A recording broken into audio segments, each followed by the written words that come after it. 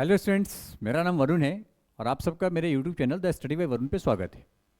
आज MCQ series के एक नए वीडियो जो गवर्नर जनरल एंड वायसराय के एमसीक्यू का पार्ट 2 है उसको मैं लेकर के आया हूं, जिसमें महत्वपूर्ण 15 क्वेश्चन को लेकर के आया हूं जो आपके BPSC civil services, UP PCS, other state PCS, Bihar BPSC TRE 4 examination के सभी क्लास के लिए, साथ ही साथ बिहार दरोगा, बिहार एसएससी सबके लिए ये बहुत ही महत्वपूर्ण है। इस वीडियो का जो डिटेल है उसका वीडियो लिंक ऑलरेडी इसके डिस्क्रिप्शन में है, आप वहां से इसके डिटेल वीडियो को भी देख सकते हैं, क्योंकि मैंने गवर्नर जनरल पे 2 वीडियो बनाया है, governor general part 1 and part 2 को। चलिए इस सीरीज का एमसीक्यू सीरीज का पहला क्वेश्चन देखते हैं। पहला क्वेश्चन है कि प्रशासन में भ्रष्टाचार पर अंकुश लगाने तथा कुशलता लाने हेतु किसने प्रशासनिक अधिकारियों के वेतन में अत्यधिक वृद्धि की थी। देखिए मेरा जो क्वेश्चन होता है बहुत फ्रेश क्वेश्चन होता है, मैं पीवाईक्यू लेकर के नहीं आता, क्योंकि पीवाईक्यू से क्वेश्चन पूछने का जो ट्रेंड है वो धीरे धीरे बहुत नीचे चला गया है और यूट्यूब पे भरे पड़े हैं पीवाईक्यू कराने वाले, इसलिए मेरे क्वेश्चन में मैक्सिमम फ्रेश क्वेश्चन होते हैं। अब देखिए यहां पे क्या था कि 2 गवर्नर थे जिनका नाम है लॉर्ड कॉर्नवालिस और वॉरेन हेस्टिंग्स। इन दोनों ने क्या किया, ये घूसखोरी को बंद करने के लिए, इनको लगा ना कि अगर जो ऑफिसर्स हैं उनकी सैलरी बढ़ा दिया तो घूस नहीं लेंगे, भ्रष्टाचार नहीं करेंगे, इसलिए इन्होंने सैलरी को बहुत इंप्रूव कर दिया ताकि वो भ्रष्टाचारी न बने। लेकिन रिजल्ट, फाइनल रिजल्ट यही आया कि सैलरी इंप्रूव करने का कोई प्रभाव नहीं पड़ा। मतलब बिहार सरकार वाला स्थिति उस समय भी था, सैलरी चाहे कुछ भी दे दीजिए वो घूस लेगा ही लेगा। वो यहां पे जो कुशासन और भ्रष्टाचार है उसको वो लाएगा ही लाएगा। तो सबसे पहले ये तकनीक अपनाने का कार्य कौन किया था, लॉर्ड कॉर्नवालिस और वॉरेन हेस्टिंग्स के द्वारा ये तकनीक अपनाया गया कि अधिकारियों का सैलरी बढ़ाकर भ्रष्टाचार को कम किया जाए तथा भ्रष्टाचार को खत्म किया गया, जिसका नेगेटिव इंपैक्ट पड़ा था, कोई इसका पॉजिटिव इंपैक्ट नहीं पड़ा था। नेक्स्ट अगला क्वेश्चन कि निम्नलिखित घटनाओं पर विचार कीजिए। पहला, बैरकपुर का सैन्य विद्रोह। देखिए ये बैरकपुर का सैन्य विद्रोह 1857 वाला नहीं, उससे पहले भी है। मैंने डिटेल वीडियो में जो टॉपिक वीडियो उसमें मैंने इसके बारे में बहुत डिटेल में बताया है, तो आप टॉपिक वीडियो देख लीजिएगा। दूसरा, प्रथम आंग्ल बर्मा युद्ध। तीसरा, यंग बंगाल आंदोलन की शुरुआत किस गवर्नर जनरल के कार्यकाल में हुआ था। तो बेसिकली ये तीनों जो घटना है ये गवर्नर जनरल थे जिनका नाम है लॉर्ड एमहर्स्ट। लॉर्ड एमहर्स्ट के कार्यकाल में ये तीनों घटना घटी थी। थोड़ा इसका डिटेल भी देख लेते हैं कि लॉर्ड एमहर्स्ट जो है इनका कार्यकाल 1823 से लेकर के 1828 तक था, 5 वर्षों का कार्यकाल था।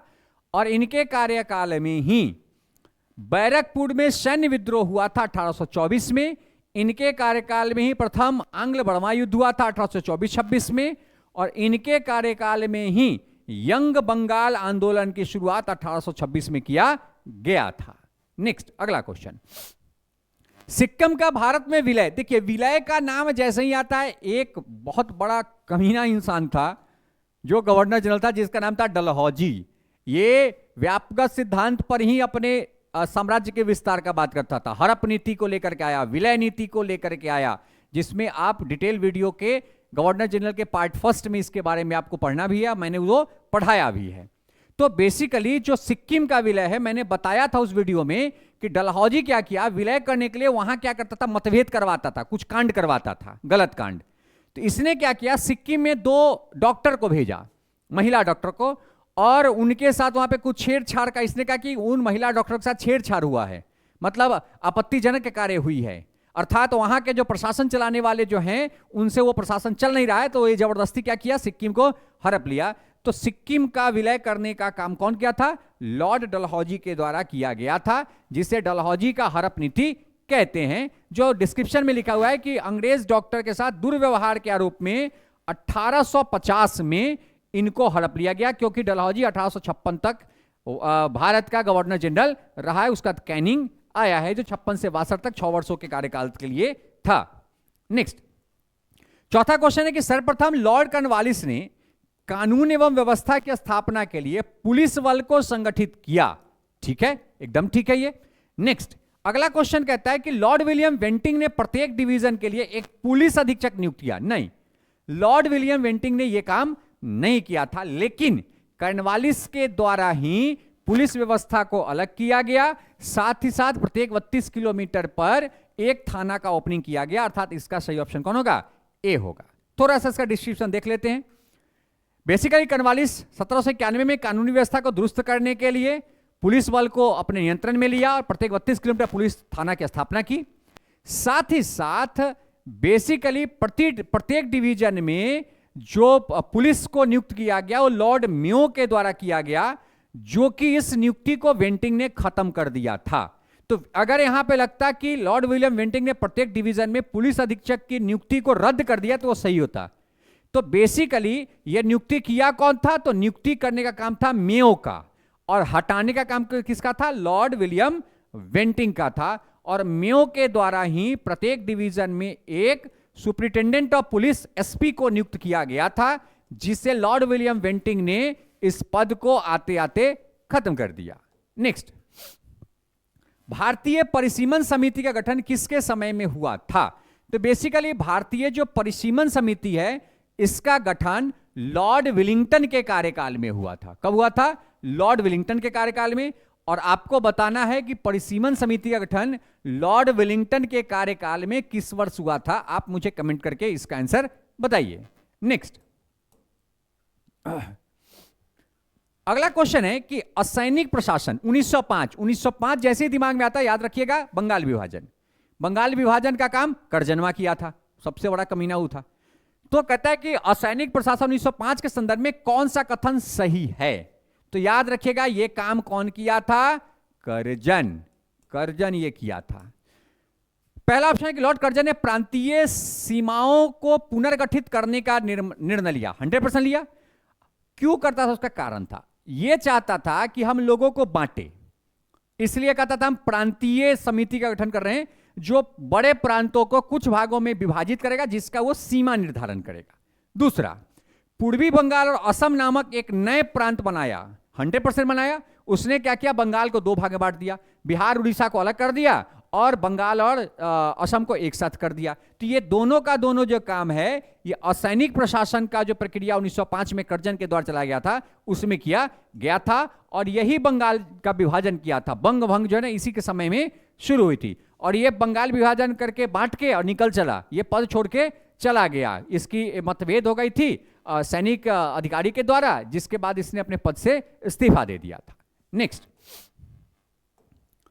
अगला जो क्वेश्चन है वो है कि निम्नलिखित में से किस एक एक्ट के द्वारा बंगाल के गवर्नर जनरल को भारत के गवर्नर जनरल के रूप में अभिहित किया था? तो आपको मैंने बताया था कि 1833 का एक एक्ट आया था, चार्टर एक्ट, जिसके तहत बंगाल के गवर्नर जनरल का नाम बदल करके, पद को हटा करके और भारत का गवर्नर जनरल बना दिया गया था। मैंने आपको बताया था कि भारत के प्रथम जो गवर्नर जनरल थे उनका नाम क्या था? तो उनका नाम था लॉर्ड विलियम वेंटिंग, और वेंटिंग भारत के प्रथम गवर्नर जनरल थे और बंगाल के प्रथम गवर्नर जनरल थे वो। याद रखिएगा, क्योंकि इसी के समय वेंटिंग के जो कार्यकाल है, इसी कार्यकाल में रेगुलेटिंग एक्ट 1833 आया है। ठीक है, थोड़ा सा डिस्क्रिप्शन देख लेते हैं कि यह अधिनियम ब्रिटिश सरकार में केंद्रीकरण की दिशा में अंतिम निर्णायक कदम लिया गया, जिसके द्वारा बंगाल के गवर्नर जनरल को भारत का गवर्नर जनरल बना दिया गया और उसी समय नागरिक और सैन्य शक्ति भी प्रदान कर दी गई।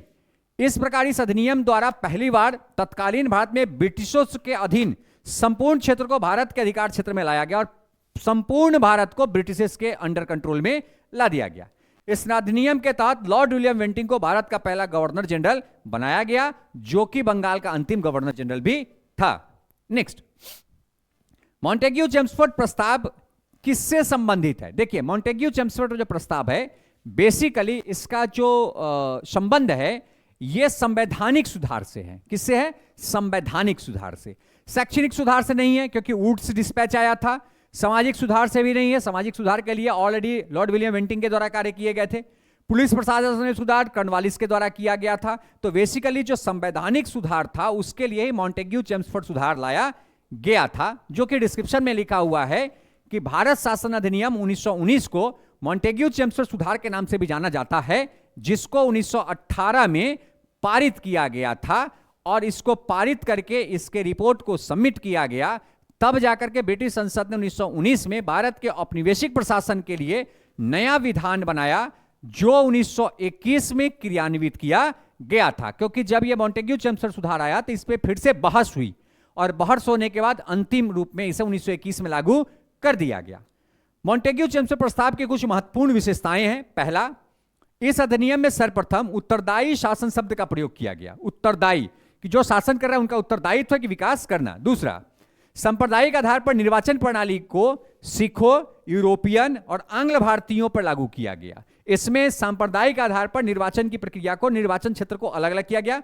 कितने क्षेत्र बनाए गए? तो पहला सिख, दूसरा यूरोपियन और तीसरा आंग्ल भारतीय। और इस अधिनियम के द्वारा प्रांतों में द्वैध शासन पद्धति को लागू किया गया और द्वैध शासन पद्धति यहां पर लाई गई। तो ये कुछ मॉन्टेग्यू चेम्स्फोर सुधार के महत्वपूर्ण तथ्य थे। नेक्स्ट, किसके कार्यकाल में अंग्रेजी भारतीय प्रशासन की सहकारी भाषा बनी? कहता है कि किसके कार्यकाल में अंग्रेजी भारतीय प्रशासन की सहकारी भाषा बनी? तो बेसिकली आप सबने पढ़ा है कि लॉर्ड विलियम बेंटिंक के कार्यकाल में, Lord William Hastings Lord William Bentinck के कार्यकाल में ये जो अंग्रेजी शब्द है ये बेसिकली भारतीय प्रशासन का भाषा बना, और वेंटिंग के कार्यकाल में ही कहा गया कि थोड़ा सा अंग्रेजी भाषा को और भारत में इंप्रूव किया जाए, शिक्षा में इसे लागू किया जाए। नेक्स्ट, सामने इसका थोड़ा डिस्क्रिप्शन देख लेते हैं। कहता है कि लॉर्ड विलियम वेंटिंग के कार्यकाल में अंग्रेजी भारतीय प्रशासन की सहकारी भाषा बनी। वेंटिंग ने मैकाले के शिक्षा सुधार प्रस्ताव को 7 मार्च 1835 को स्वीकार कर लिया। इसी आधार पर अंग्रेजी को वरीयता दी गई। मैंने अभी जस्ट बताया ना कि इसी आधार पर कहा गया कि अब शिक्षा में, भाषा में अंग्रेजी को ही प्रमुख रखा जाएगा, हिंदी को द्वितीयक भाषा, उर्दू को द्वितीयक भाषा में रखा जाएगा। क्योंकि इनका जो मैक्सिमम कार्य है, मैक्सिमम नहीं सभी कार्य है, वो अंग्रेजी में होता था, जिसके लिए इन्हें जो वर्कर कर्मचारी चाहिए था वो अंग्रेजी भाषा का जानकार चाहिए था। इसलिए इन्होंने अंग्रेजी भाषा में शिक्षा को बढ़ावा देने के लिए जोर दिया था। किसके द्वारा? लॉर्ड विलियम बेंटिंक के द्वारा। नेक्स्ट, निम्नलिखित कथनों पर विचार कीजिए। इस टाइप का जो क्वेश्चन है अब आना बहुत अधिक शुरू हो गया है। साथ में जो पीजीटी में है या फिर आप पीआईटी में है उसमें भी इस टाइप का क्वेश्चन बहुत ही पूछा जाता है। साथ ही साथ बीपीएससी जो सिविल सर्विसेज हो रही है उसमें सर्वाधिक इसी प्रकार के क्वेश्चन को लिया जा रहा है, क्योंकि तथ्य बेस्ड अब क्वेश्चन आ रहे हैं, स्टेटमेंट बेस्ड क्वेश्चन आ रहे हैं। कहता है पहला, सर जॉन लॉरेंस ने अफगानिस्तान के संदर्भ में अहस्तक्षेप की नीति का अवलंबन किया। एकदम सही है, मैंने आपको बताया है कि लॉरेंस जब आया तो कहा कि हम अफगानिस्तान के संदर्भ में हस्तक्षेप की नीति का उल्लंघन करेंगे। दूसरा, लॉर्ड कैनिंग के कार्यकाल में महारानी विक्टोरिया को कैसरे हिंद की उपाधि दी गई।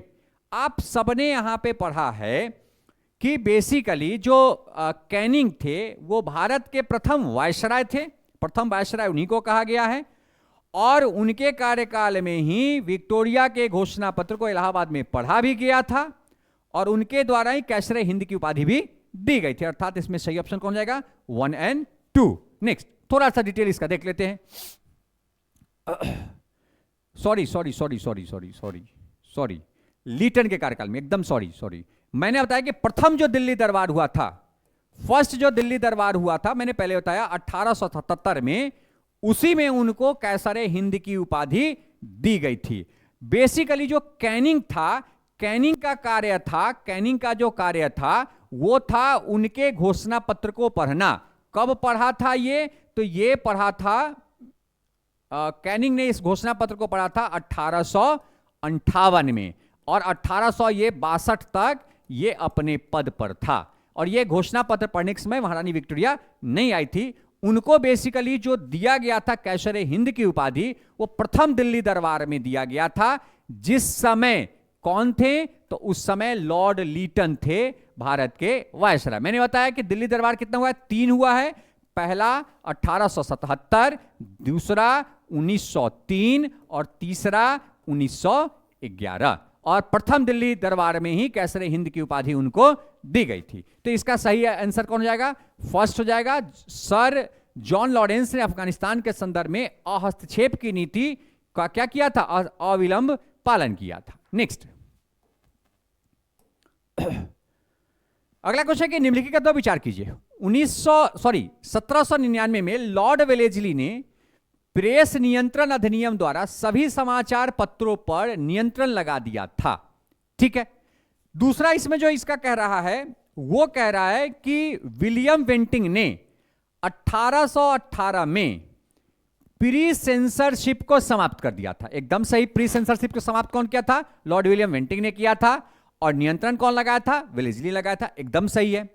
तीसरा, भाषाई समाचार पत्रों के सरकार विरोधी आचरण के कारण लीटन ने वर्नाक्यूलर प्रेस एक्ट लगाया। 100% सही है। जिसे हटाया था रिपन ने। अर्थात ये तीनों का तीनों ऑप्शन आपका क्या है? सही है। नेक्स्ट, थोड़ा सा इसका डिस्क्रिप्शन देख लेते हैं।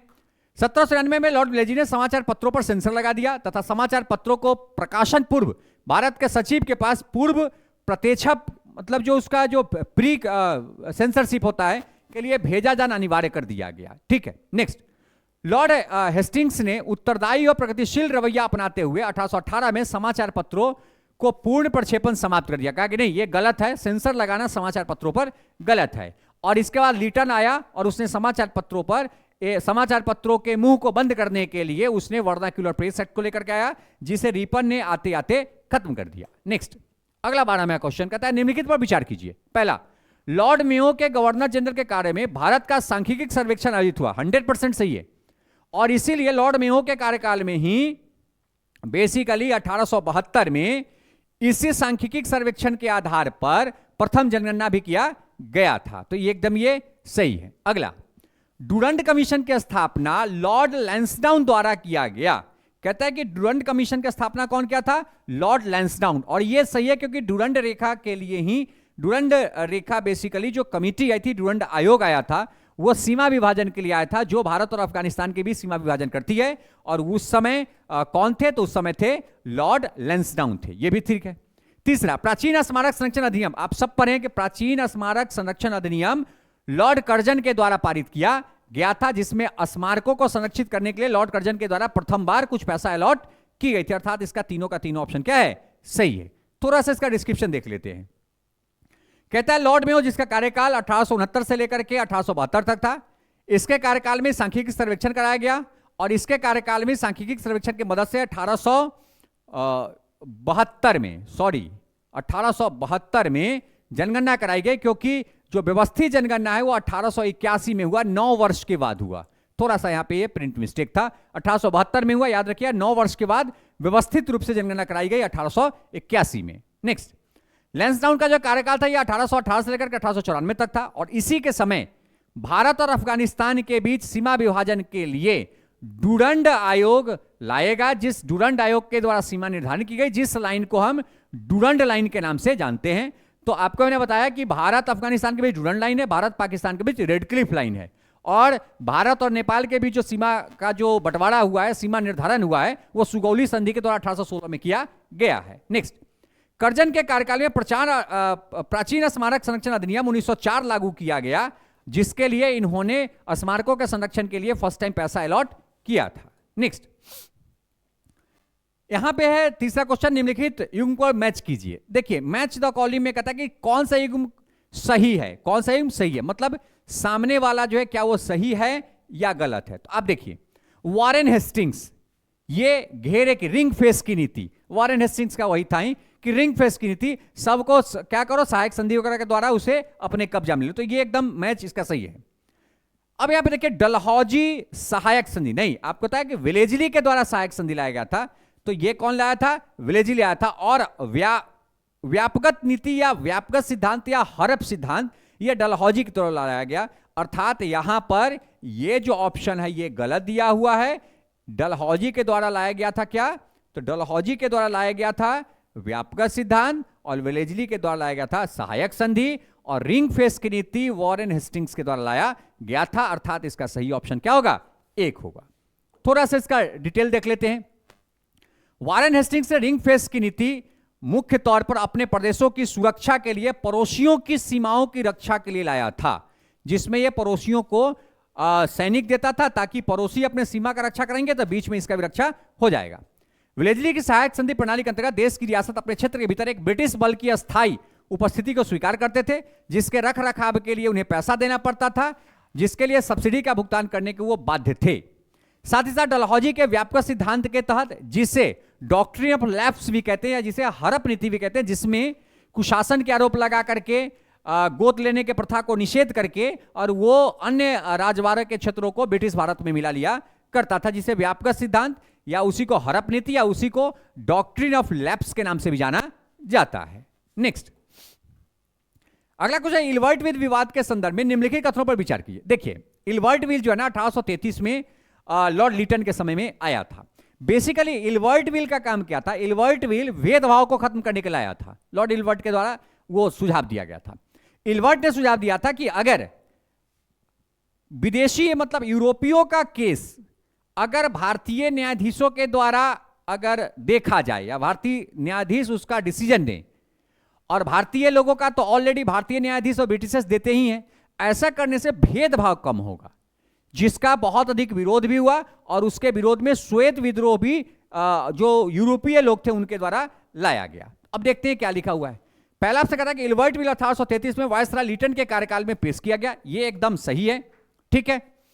इसके तहत भारतीय न्यायाधीश अदालतों में यूरोपीय अभियुक्त पर चलने वाली मुकदमों की सुनवाई कर सकते थे, एकदम सही है, क्योंकि इल्बर्ट विल का उद्देश्य ही था कि इस भेदभाव को, जो न्यायिक भेदभाव है, इसको खत्म करना। तो इसका सही ऑप्शन कौन हो जाएगा? 1 और 2। नेक्स्ट, अगला जो लास्ट क्वेश्चन है वो है वेवेल योजना के संदर्भ में निम्नलिखित कथनों पर विचार कीजिए, ठीक है। पहला कहता है कि इसने पूर्णतः भारतीयों से निर्मित अंतरिम परिषद के गठन का प्रस्ताव किया। देखिए यहां पर जोड़ दिया पूर्णतः, अगर पूर्णतः नहीं होता, इसमें रहता है कि इसमें भारतीयों से निर्मित अंतरिम परिषद का गठन का प्रस्ताव है तो सही होता। पूर्णतः करके गलत कर दिया, क्योंकि इसमें वेवेल योजना में यह रखा गया कि जो परिषद की गठन होगी उसमें ऑलरेडी सेना प्रमुख और वायसराय गवर्नर भी होंगे, उसके अलावा जो सदस्य होगा वो सिर्फ भारतीय होगा, जिसके कारण ये ऑप्शन आपका गलत हो गया। दूसरा, परिषद में हिंदू एवं मुस्लिम की संख्या बराबर होगी। हां, लाया गया कि हिंदू मुस्लिम की संख्या बराबर होगी, एकदम सही है। दूसरा, पुनर्गठित परिषद 1935 के अधिनियम के ढांचे के तहत अंतरिम सरकार के रूप में कार्य करेगी, ये थर्ड ऑप्शन भी इसका सही है। अर्थात इसका सही ऑप्शन कौन है? 2 और 3। इसका थोड़ा सा डिटेल देख लेते हैं। कहता है कि वेवेल योजना में प्रावधान किया गया था कि गवर्नर जनरल और कमांडर इन चीफ को छोड़कर गवर्नर जनरल की कार्यकारिणी के सभी सदस्य भारतीय होंगे, जो कि आपके ऑप्शन में क्या कर दिया है कि पूर्णतः भारतीय होंगे, नहीं, उसमें कमांडर एंड चीफ और गवर्नर जनरल भी थे। इस परिषद में मुस्लिम और हिंदुओं की संख्या को बराबर रखा गया था, उसमें मुस्लिम हिंदू की संख्या को बांटा नहीं गया था। और यह पुनर्गठित परिषद 1935 के अधिनियम के ढांचे के तहत अंतरिम सरकार के रूप में कार्य करेगी। तो अर्थात इसका सही ऑप्शन कौन है? 2 और 3। तो इसका सही ऑप्शन सी हो जाएगा। तो ये 15 महत्वपूर्ण question governor general MCQ part 2 में मैंने आपको पढ़ाया है। ये सारे के सारे क्वेश्चन बहुत ही फ्रेश क्वेश्चन है और ये सारे के सारे वैसे क्वेश्चन है जो आपके एग्जामिनेशन में पूछे जा सकते हैं। साथ में मैं हर क्वेश्चन का डिटेल करता हूं ताकि एक से अधिक क्वेश्चन को उसमें एक ही क्वेश्चन के अंदर में कवर किया जा सके। इसलिए हमारे इस चैनल को सब्सक्राइब करें, इस वीडियो को फॉरवर्ड एंड लाइक करें, स्टूडेंट ग्रुप में इसे शेयर करें ताकि अधिक से अधिक विद्यार्थी हमसे जुड़ें और उन्हें फायदा हो। मेरे इस एपिसोड के बाद फिर से आपके सब्जेक्टिव और एमसीक्यू वीडियो फिर से अपलोड किए जाएंगे। अभी हमने 3 सब्जेक्ट को लेकर के आया है, वो इकोनॉमिक्स, पॉलिटी और हिस्ट्री है, जो अभी ये कंटिन्यू रहेगा। आगे हम ज्योग्राफी और साइंस को भी लेकर के अपने YouTube channel the study bye Varun पे आएंगे। Thank you.